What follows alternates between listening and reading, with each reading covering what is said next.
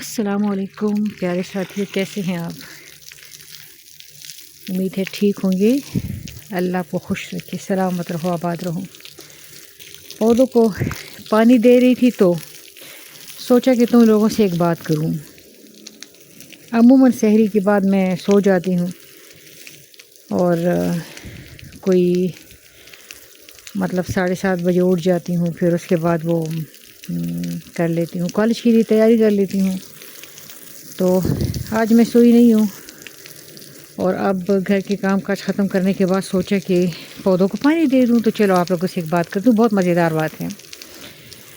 ایک نوجوان لڑکا ایک بزرگ کے پاس آیا اور کہتے سرکار مجھے اپنا مرید بنا لے، میں آپ کی مریدی میں آنا چاہتا ہوں۔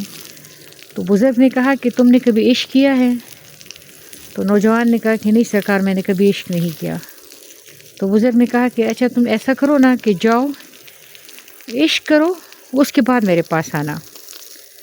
تو لڑکے نے کہا ٹھیک ہے۔ لڑکا چلا گیا تو اس نے سوچا کس کے ساتھ عشق کروں؟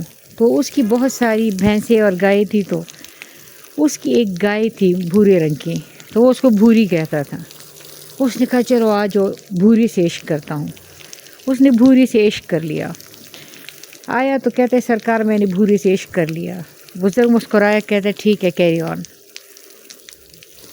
کچھ عرصے بعد وہ آیا تو کہتے کہ وہ سرکار میں جا رہا ہوں، بھوری کے لیے چارہ لینے جاؤں گا۔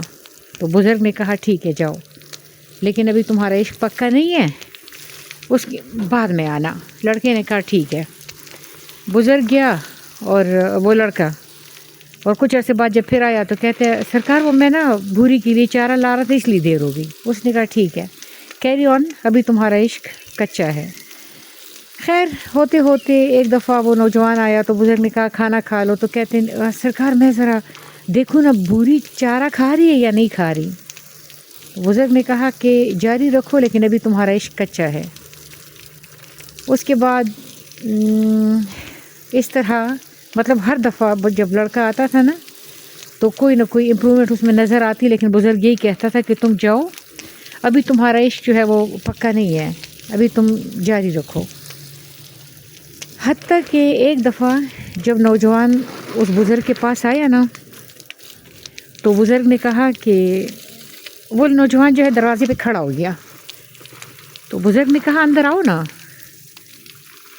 تو بیچارگی سے بزرگ کو دیکھتے ہوئے کہتے سرکار اندر کیسے آؤ، میرے سینگ پھنس رہے ہیں۔ بزرگ مسکرایا اور کہتے کہ آؤ، اب اندر آؤ، اب تم اس قابل ہو کہ میں تمہیں اپنا مرید بنا لوں۔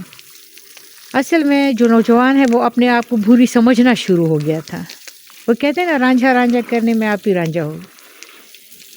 تو جب آپ ہی رانجھا ہو تو تب سمجھو کہ حق جو ہے وہ تمہیں حق اس میں ظاہر ہونے لگا ہے جس پہ تم رکے ہو، جس پہ تم رک جاؤ، کیونکہ حق تو اللہ تعالیٰ فرماتے ہیں نا کہ میں ہر جگہ موجود ہوں، میں تمہاری بھی اندر ہوں، افلاطون تو دیکھتا کیوں نہیں۔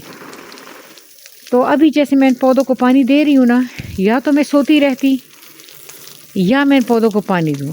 جس لمحے تو نے خود کو فنا کر لیا وہ لمحہ باقی رہ گیا، جس لمحے تو نے خود کو باقی رکھ لیا وہ لمحہ تمہاری موت کے ساتھ فنا ہو جائے گا۔ فنا پکار رہی ہے مجھے بقا کے لیے۔ جب تمہاری سینگ پھنسنے لگے تو سمجھو کہ تمہیں اپنے آپ کو مٹانا آ گیا ہے، اب تم اللہ تعالیٰ کی طرف رجوع کروا دیا جائے گا، کوئی اور کروائے گا، تم نہیں کرو گے، کوئی اور کروا دے گا۔ تو اللہ تعالیٰ ہم سب پہ مہربان ہوں اور اللہ تعالیٰ ہمیں اس ایلیوژن سے نکالے جس میں ہم پھنسے ہوئے ہیں۔ خوش رہو، آباد رہو۔